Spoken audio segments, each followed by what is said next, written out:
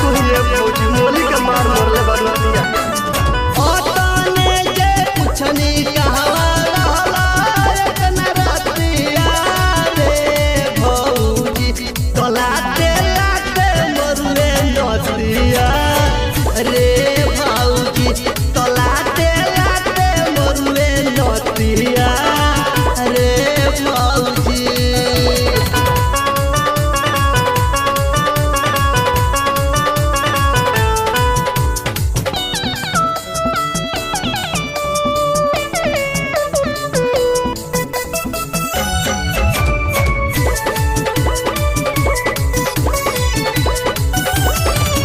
हमारा लगेला एकर बाटे कवनो जगह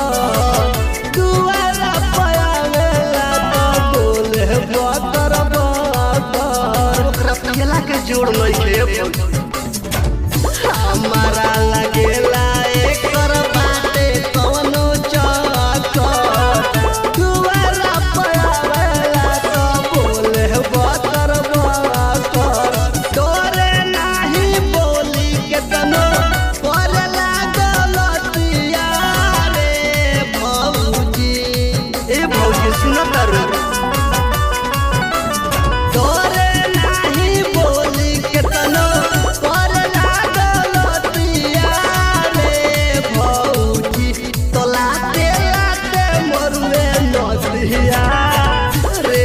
भौजी तो पूरा हित भर मरुए नदिया रे भौजी।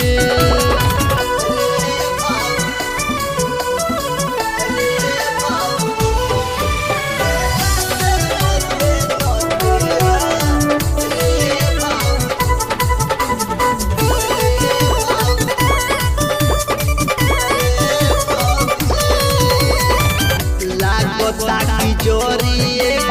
बाटे चुचुमा हो लागवा जाइले तो देला हमके घाव हो लागता की जोरी एक बाटे चुचुमा हो लगे जब जाइले तो देला हमके घाव हो बोलू सतेंदर लागे मरल बावे मतिया रे भौजी राम बाबू जीवित लागे मरल बावे मतिया रे भौजी तलाते लाते मरुए नदिया रे भौजी तो बड़ी मरले बावे नदिया रे भौजी। अरे मन करता कि फांसी लगा ली।